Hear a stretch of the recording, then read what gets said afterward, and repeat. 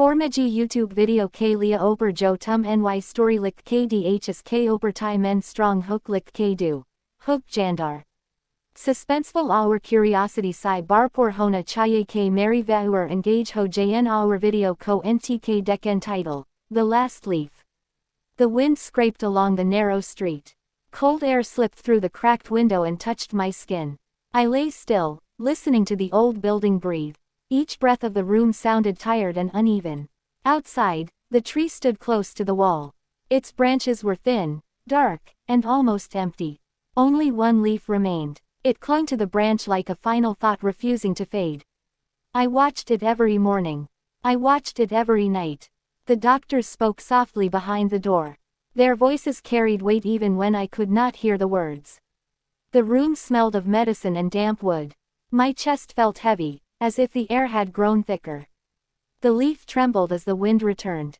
It twisted slowly, fighting the pull. I counted each movement of the leaf. I believed that when it fell, something inside me would follow. Rain began without warning. Drops struck the window like sharp fingers. The leaf bent lower than before. My heart tightened with each second. The light in the room dimmed as clouds covered the sky. Shadows stretched along the walls. The tree groaned softly. The leaf shuddered. I closed my eyes for a moment. When I opened them again, the rain had stopped. The air felt strange, too quiet. I looked back at the branch. The leaf was still there. Perfectly still. Too still. Its edges no longer moved with the wind.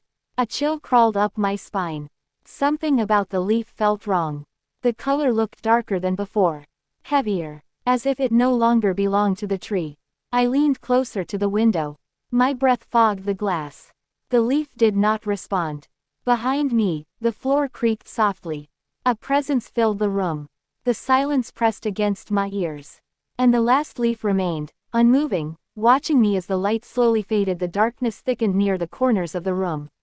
My eyes stayed fixed on the leaf. It looked painted against the night. The wind returned, yet the leaf refused to move. That refusal felt unnatural. My skin prickled as if the room had noticed my fear. The walls seemed closer than before. The smell of damp wood grew stronger. Each breath felt slower. The window glass felt cold even from a distance. The tree outside creaked again. Not from the wind, from weight. Something unseen pressed against the branches. The leaf remained still, as if it listened. A low sound rose from outside. Not a voice. Not an animal. A dragging sound that scraped along the ground. My fingers curled into the blanket. The blanket felt thinner than it should. The light flickered once. Then again. The shadows on the wall shifted into unfamiliar shapes. The leaf darkened further. Its veins stood out sharply, like thin cracks. The air smelled sharp, almost metallic. My ears rang with silence. The dragging sound stopped below the window. I waited. My heartbeat echoed loudly in my chest. A faint tapping touched the glass. Soft, careful, as if something tested the surface. The leaf finally moved. Not with the wind. It turned slowly, facing the room. The shape beneath the leaf pressed closer to the glass. The tree branch bent inward. Wood strained. A deep creak vibrated through the wall. The leaf peeled slightly from the branch. Something pale appeared behind it. Not bark. Not sky. A surface too smooth to belong outside. My breath caught in my throat. The tapping returned, closer now. Stronger. The glass trembled. The leaf slid downward, inch by inch. The pale surface followed. A faint outline formed. A curve that suggested a face without features. The room felt colder. My breath came out in short clouds. The pale shape leaned closer. The leaf brushed against the glass. Its texture looked stiff, almost dry like old paper. A pressure pushed against the window. The glass bowed inward slightly.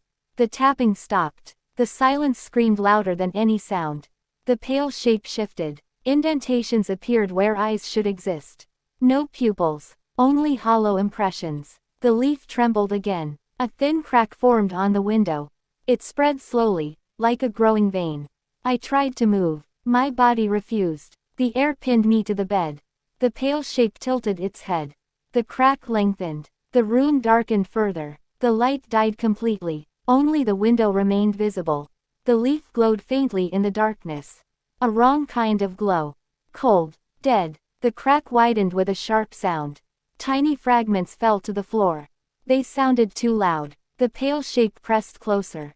The leaf slid off the branch. It did not fall. It stuck to the glass.